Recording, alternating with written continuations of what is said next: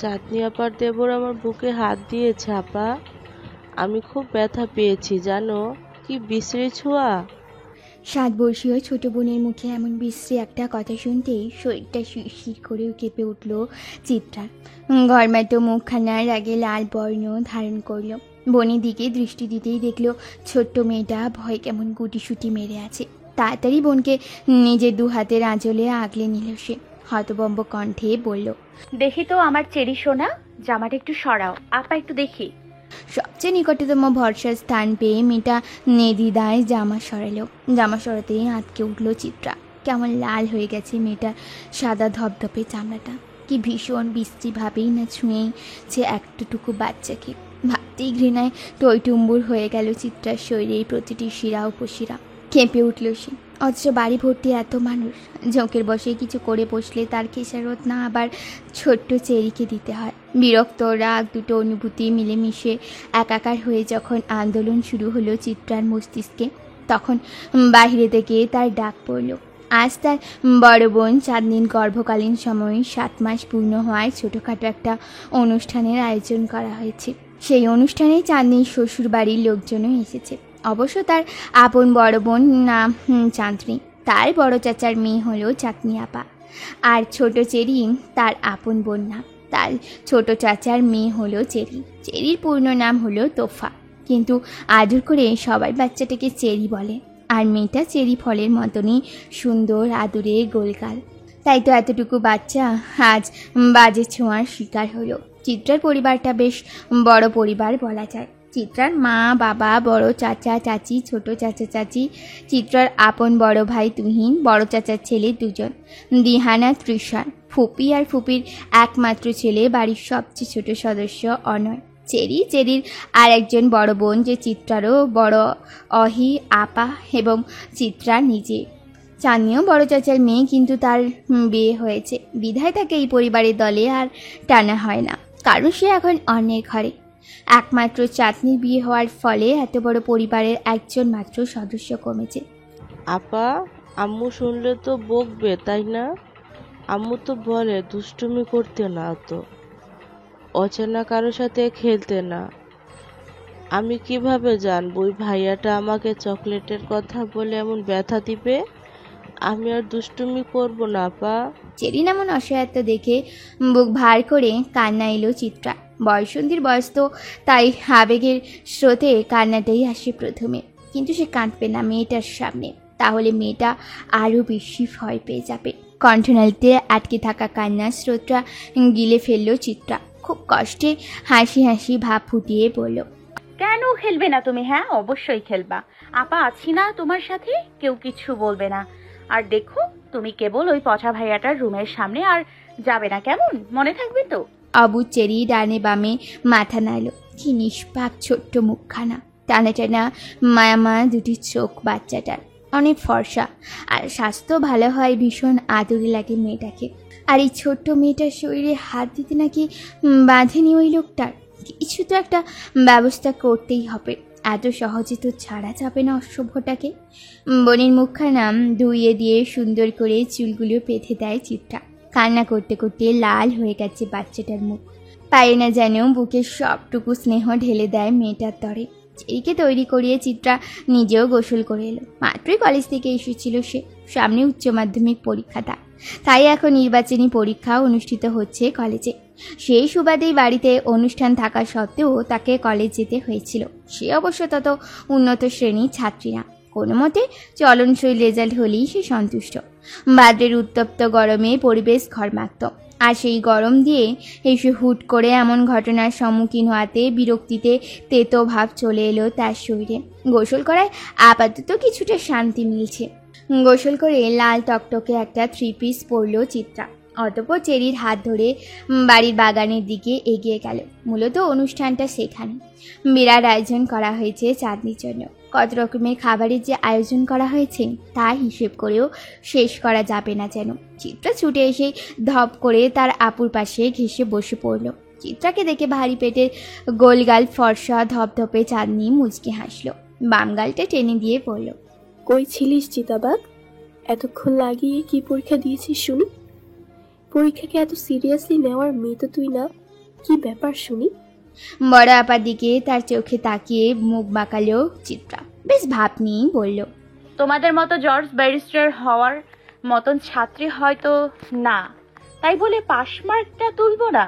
বাবাকে তো চেনো, ফেল করার অপরাধে না আবার জেলে দিয়ে দেয়। নিজের ক্ষমতার যে দাপট দেখায় সে। চিত্রার কথায় হাসলো চাঁদনি। মেয়েটা তার বাবাকে তেমন পছন্দ করে না বলা যায়, বেশ ভয় পায়। একমাত্র নিজের বাবাকে ছাড়া পুরো পৃথিবীকে উত্তক্ত করার ক্ষমতা হয়ে আছে। বাবার সাথে ওর যে শীতল একটা যুদ্ধ প্রতিনিয়ত হয় তার সবারই জানা আছে। তবুও নিজের বাবাকে তো আর এমন কথা বলার শোভা পায় না। সেই জন্যই চাঁদনি চোখ রাঙালো, ছোট্ট ধমক দিয়ে বলল, এমন বলে না চিতাবাঘ, তুই না ভদ্রমে। হ্যাঁ, আমি কি তা অস্বীকার করেছি? ভদ্র বলেই তো পিছে পিছে বলছি, অভদ্র হলে তো মুখের সামনে বলতাম। কথাটা বলেই ফিচেল হাসলো চিত্রা। চাঁদনি চেয়েও রাগি রাগি মুখ করে রাখতে পারল না। চিত্রাটা এমনই, যেখানে থাকবে সেখানেই হাসির মেলা পুষবে।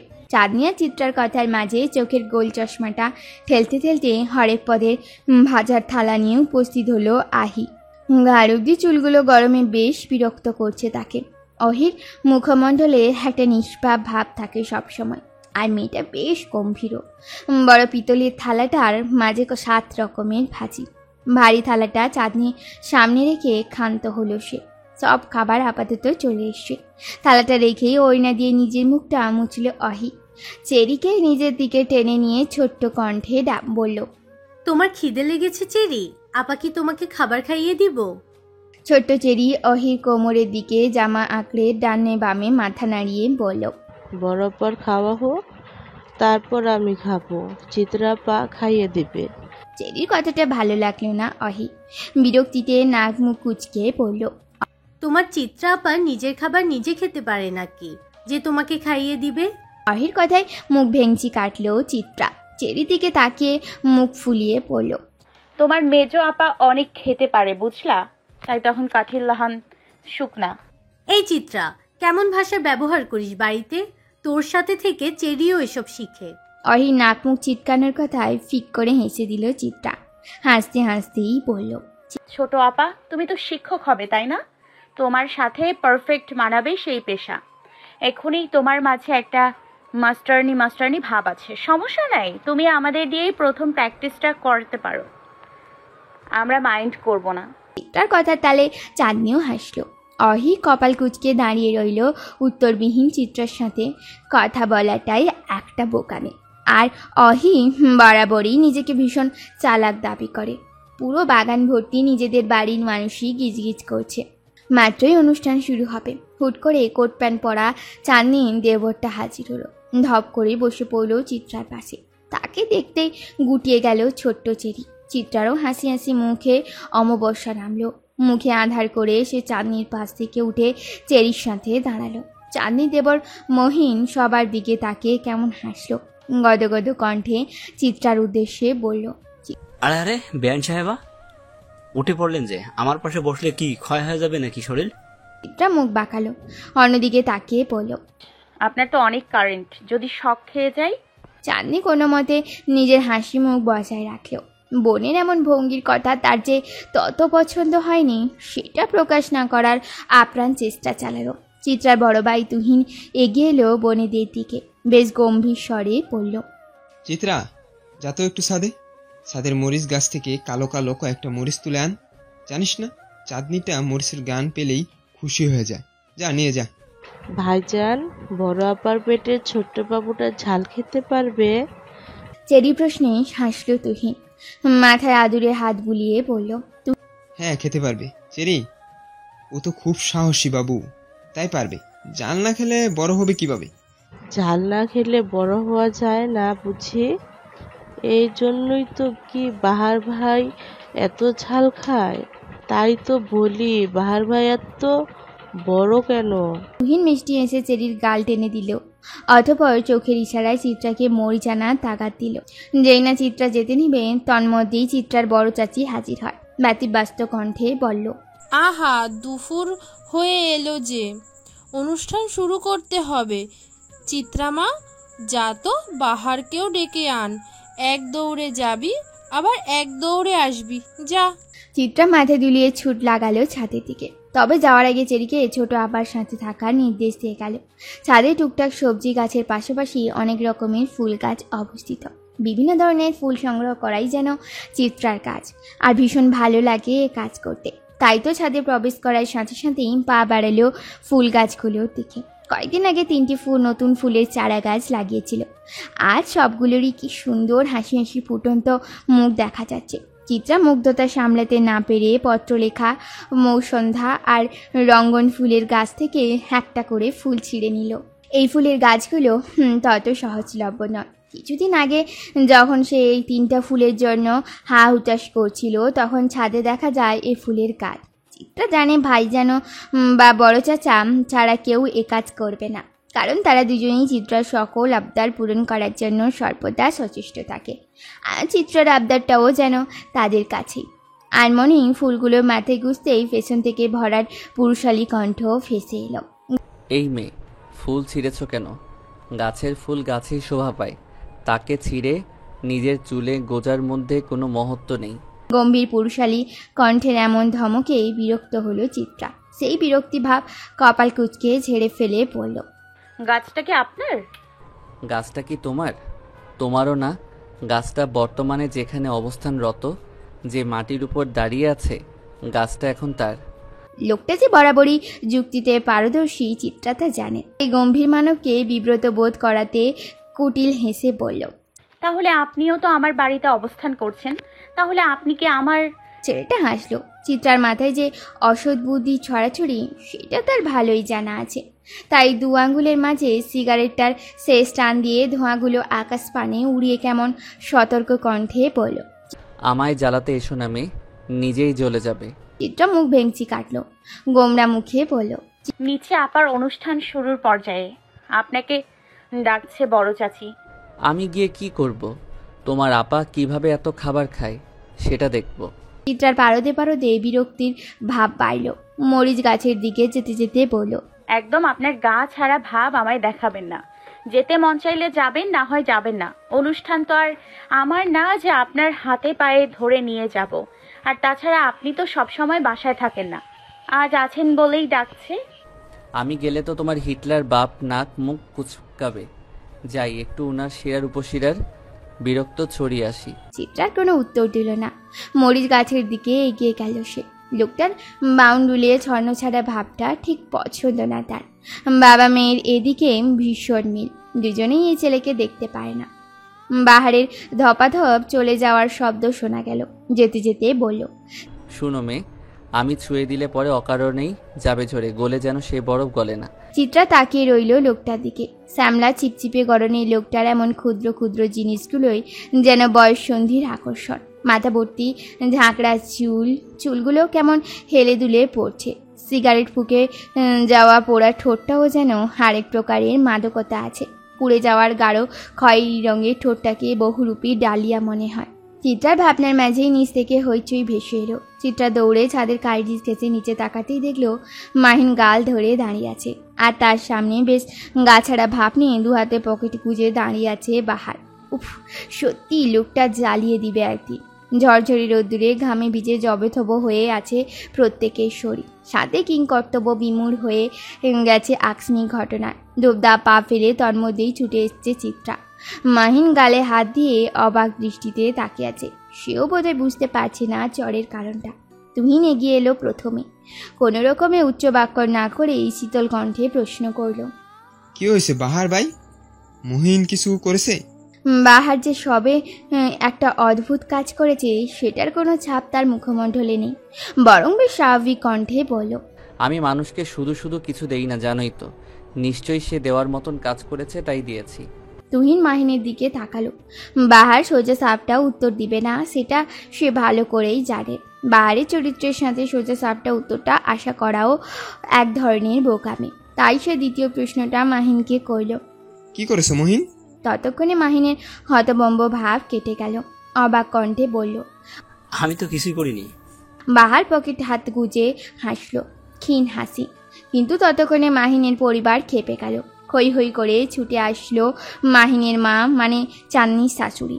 আঙুল উঁচিয়ে বাহারের দিকে তাক করে দাঁত কিরমির করে বলল, এই ছেলে, এই তোমার সাহস কিভাবে হলো হ্যাঁ আমার ছেলের গায়ে হাত তোলার? কিছুই তো করলাম না আন্টি, সাহসের কি দেখলেন এখনো? মহিলার দাঁত কিরমির করা প্রশ্নের জবাবে এমন উত্তর যেন অনাকাঙ্ক্ষিত ছিল। দূর হতে চিত্রার ভয়ে হাত পা কাঁপছে। এখানে তার বাবা উপস্থিত না থাকলে হয়তো একটা ভয় তাকে কাবু করতে পারত না, অথচ তার বাবা রক্তলাল চক্ষু নিয়ে তাকিয়ে আছে।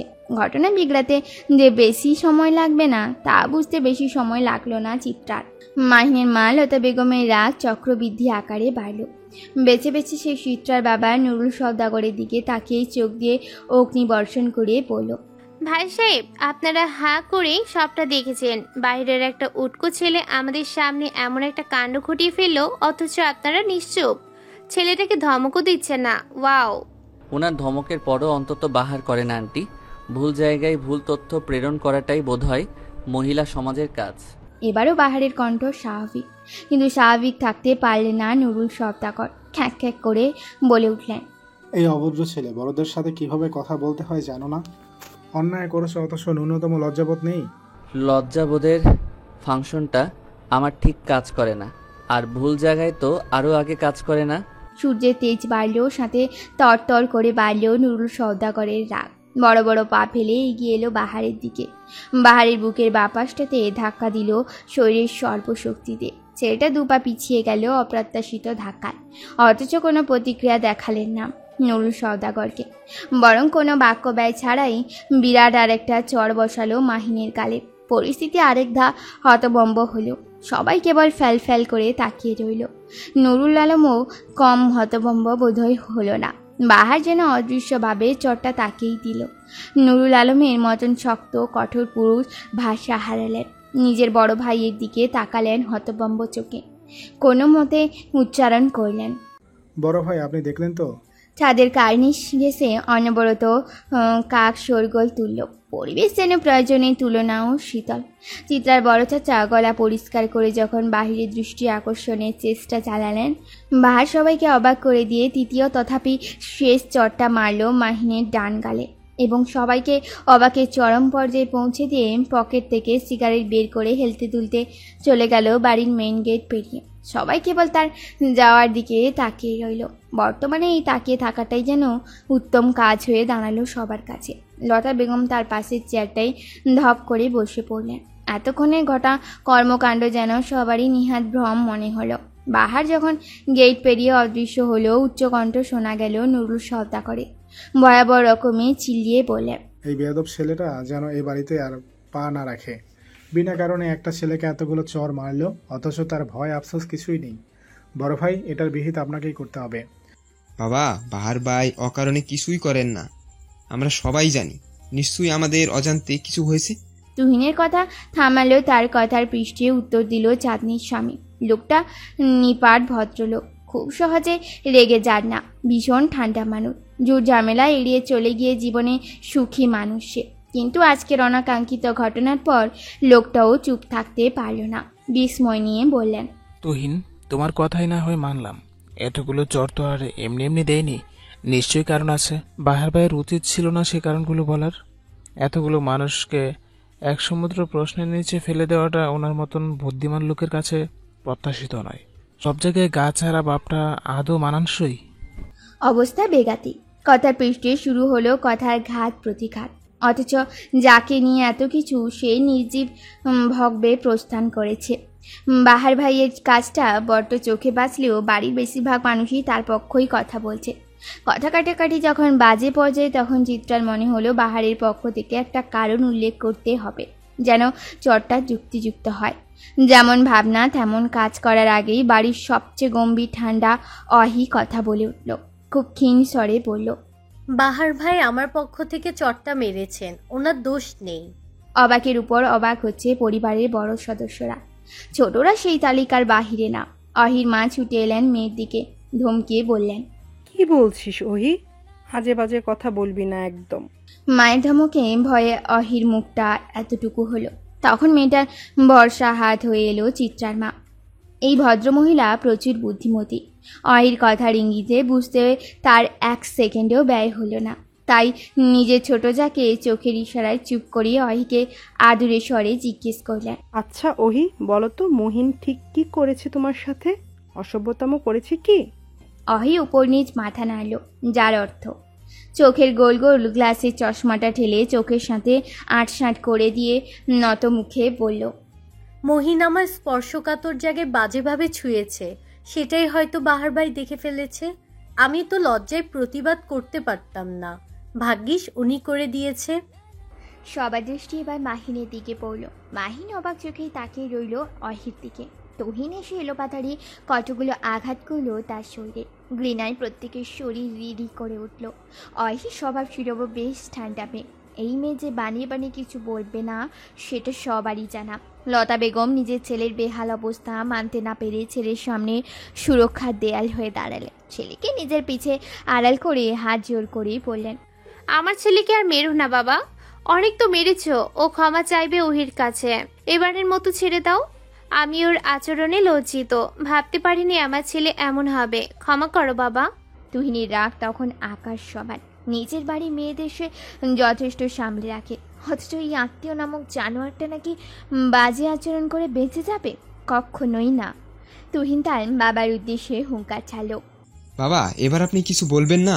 এতক্ষণ তো অনেক কথা বলছিলেন। ওরে এবার জেলে দেন। এত বড় সাহস! হ্যারাসমেন্টের দায়ে জেলের গানি টানবেও ব্যবস্থা করুন। উৎসবমুখর পরিবেশটা হুট করে ভয়াবহ রূপ ধারণ করল। ছেলেকে আঁকড়ে ধরে নিরুত্তর দাঁড়িয়ে রইল চিত্রা। সওদাগর বাড়ির সকল সদস্যই বেশ চতুর। আত্মীয়দের মাঝে এমন বিশ্রী ঘটনা ঘটলে তাদের বড় মেয়ের সংসারেও আঁচ আসতে পারে, সেটা তাদের ঢের জানা। পাড়া প্রতিবেশী তন্মধ্যেই ছিছি শুরু করলো, তিলকে তাল বানালো। অহির চরিত্রে কিঞ্চিত কালি ছোড়াছুড়ি হয়ে গেল। বাড়ির সবচেয়ে বড় সদস্য আফজল সওদাগর নিজের মুখ খুলে গম্ভীর থেকে গম্ভীর কণ্ঠে বলল, যা হয়েছে তা শেষ। মাহিনকে তো যথেষ্ট শাস্তি দেওয়া হয়ে গিয়েছে, বাকিটা আমরা পারিবারিকভাবে মিটিয়ে নিব। এ নিয়ে আশা করি আর কোনো কথা হবে না। আমাদের মেয়ে এখানে নেহাতি ভুক্তভোগী, ওরে নিয়ে আর কোনো সমালোচনা আর কেউ করবে না আশা রাখি। শেষের কথাটা যে পাড়া প্রতিবেশীদের উদ্দেশ্যে বলার তা বুঝতে বাকি রইল না কারো। লতা বেগম নিজের রক্তাক্ত ছেলেকে কোনোভাবে ধরে রেখে ক্ষীণ অথচ কঠোর স্বরে বলল, আমি ওরে নিয়ে এখনই চলে যাচ্ছি। চাঁদনির তো আর কয়েক মাস পরেই ডেলিভারির ডেট, ও ওখানেই থাকবে। আমাদের বংশে বৌদের প্রথম সন্তান তার বাবার বাড়িতেই হয়। জোনায়েদ, তুই কি যাবি আমার সাথে? শেষের প্রশ্নটা তিনি নিজের বড় ছেলের উদ্দেশ্য করলেন। জুনায়েদ লোকটা ভদ্রলোক, সহজ সরল হলেও ভীষণ বাস্তববাদী। তাই নিজের মায়ের প্রস্তাবকে অকপটে না করে বলল, আমার তো কথা ছিল সময়ে অসময়ে চাঁদনির পাশে থাকার, তাই এ সময় ওর পাশে থাকতে হচ্ছে। তোমরা যাও মা। লতা বেগম বড় ছেলের দিকে ঘৃণা দৃষ্টি ফেলে চলে গেলেন। মহিলার ভাব এমন যে এ পৃথিবীতে তার ছোট ছেলের মতন শুদ্ধ পুরুষ আর দ্বিতীয়টি নেই। তাই ছোট ছেলে যাই করবে তা হাসি মুখে মেনে নেওয়াটা উচিত কাজ। যেহেতু চাঁদনির পরিবার মেনে নেয়নি, তাই বংশের নতুন নিয়ম বের করে শান্তিস্বরূপ চাঁদনিকে ঘুরিয়ে পেঁচিয়ে ও বাড়িতে নিবেন না, তা বুঝিয়ে দিয়ে গেলেন। কেউ কোনো রকম প্রতিক্রিয়া জানালেন না। সবার ভাব এমন যে লতা বেগমের বংশের নিয়মটা তারা নির্দ্বিধায় পালন করবেন। যখন বড়দের কথোপকথন চলল, মহিন ধীর কণ্ঠে বলল, আপনাকে তো আমি ছুঁইনি ওহি, তবে এবার নিশ্চয়ই ছুঁয়ে দেব। এমনভাবে শুভ জন্য নিজেকে দেখে নিজে লজ্জা পান। অহি নিরুত্তর রইল। বাপ এমন সে কথাখানা শুনেননি। মাহিনা তার মা চলে যেতেই আরেক দফা ক্ষমা চাইল জুনায়েদ। ভাইয়ের কর্মকাণ্ডে যে সে লজ্জিত সেটা তার আচরণেই প্রকাশ পেল। সবটুকু ঘটনায় চাঁদনি ভরকে গেছে। সংসারটা ভাঙতে বসলো ভেবেই ভয়ে কাঁপলো তার মন। বাঙালি নারীদের কাছে তো আবার সংসারই সব, ধ্যান জ্ঞান বেঁচে থাকা। দুপুর গড়িয়ে বিকেল হলো, বিকেলে গড়িয়ে সন্ধ্যা। বাড়ির পরিবেশ খানিকটা থমথমে, যে যার মতো নিজেদের ঘরে আছেন। অন্যান্য দিনের মতো হইচই নেই, হাসি তামাশা নেই। আকাশ যখন কমলা রং ছেড়ে কালো রঙে নিমজ্জিত হলো, ছাদ থেকে ভেসে এলো তখন গিটারের টুংটাং শব্দ। চিত্রা বয়ঃসন্ধির মন খারাপের আবেশটা হাওয়ায় মিলিয়ে গেলেও হুট করে। গিটার তো বাহার ভাই মাঝরাতে বাজাত, তাও মাঝে মাঝে। আজ এমন একটা দিনে এ সময় গিটার বাজাচ্ছেন যে? পরক্ষণই মনে পড়ল আজ বাবা বাড়িতে। আর বাবাকে বিরক্ত করা বাহার ভাইয়ের সবচেয়ে পছন্দের কাজ। আনমনে দীর্ঘশ্বাস বেরিয়ে এলো। বাহার ভাই তাদের বাড়িতে এসেছে আজ 1 বছর হতে চলল। কোনো আত্মীয়তা নেই লোকটার সাথে, কেবলমাত্র দিহানা ত্রিশানের শিক্ষক হয়েই এ বাড়িতে খুঁটি গেড়েছেন সে। গত বছর যখন দিহানা ত্রিশান ভাইয়ার উচ্চ মাধ্যমিক পরীক্ষার সামনে, তখন কুলকিনারা খুঁজে ভালো শিক্ষকের সন্ধান চলল। অতঃপর একদিন হুট করেই বড় চাচা বাহার ভাইকে নিয়ে এলেন। কঠোর গাছাড়া ভাবের এই বাহার ভাইয়ের কড়া শাসন আর পরিশ্রমে দুজনেই দারুণ রেজাল্ট করলো। বাহার ভাই বর্তমানে ইংলিশে মাস্টার্স পড়ছেন পাবলিক ভার্সিটিতে। ছাত্র হিসেবে ভীষণ মেধাবী হওয়ায় সে বাড়ির সকলের মন পেয়ে যায়। অবশ্য অনেকটা গাছাড়া ভাব আছে বিধায় চিত্রা তার বাবা বাহারকে পছন্দ করে না। চিত্রাদের পরিবারের সবচেয়ে বড় সন্তান হলো তুহিন, সে সবার বড়। বড় চাচার তখন সন্তান ছিল না, কিন্তু তুহিন ভাইজান হওয়ার পর বড় চাচার ঘর আলো করে চাঁদনি আপা এলো। তারপর ছোট চাচার ঘরে এলো অহি আপা। তারপর দিহান আর ত্রিশান ভাই যমজ হলো বড় চাচির ঘরে। অতঃপর চিত্রা এবং তারপর সবার ছোট আদরের চেরি। বর্তমানে ত্রিশান ভাই আর দিহান ভাইকে পড়াশোনায় সাহায্য করার পাশাপাশি চেরি আর অয়নকেও পড়ান বাহার ভাই। এলাকায় মোটামুটি বাহার ভাইয়ের একটা পরিচিতি আছে, কারণ সে সবাইকে বেশ সাহায্য করে। নানান রকম কথা ভাবতে ভাবতে ছাদের দিকে পা বাড়ল চিত্রা। বাহার ভাই তো আজ দুপুরে খায়নি, এখন খাবেন কি না জিজ্ঞেস করতেই ছাদের দিকে পা বাড়ল। ছাদে চিলেকটার ঘরেই বাহার ভাই থাকেন। থাকার খরচ না দিলেও খাবার খরচ বাহার ভাই দেন। তার এক কথা, অন্যথা লিখে খোঁটা কামাতে পারবেন না। ছাদের দরজার সামনে আসতেই অস্বচ্ছ গিটারের শব্দটা তুমুল হলো। বাহার ভাইয়ের গলা ছেড়ে গানের শব্দ এলো।